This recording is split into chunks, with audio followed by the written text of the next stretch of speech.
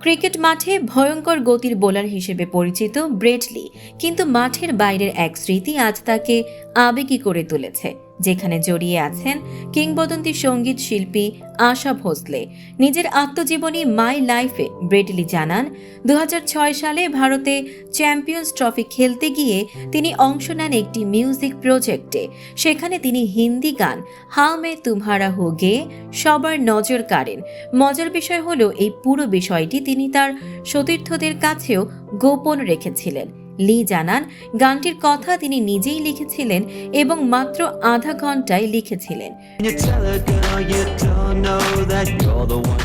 প্রযোজকদের সামনে নিজের কণ্ঠ প্রমাণ করতে হোটেলের একটি কক্ষে গান গেয়ে শুনিয়েছিলেন। এরপরই সুযোগ পান সেই রেকর্ডিংয়ের। কয়েক মাস পর সিডনি অপেরা হাউসে আবারও দেখা হয় আশা ভোসলের সঙ্গে। সেখানে তিনি ব্রেট লিকে নিজের অ্যালবাম উপহার দেন এবং একটি ব্যক্তিগত বার্তাও লিখে দেন, যা আজও ব্রেট লির কাছে অমূল্য স্মৃতি।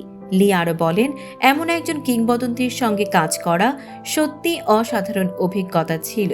তিনি শুধু মহান শিল্পী নন, একজন অসাধারণ মানুষও।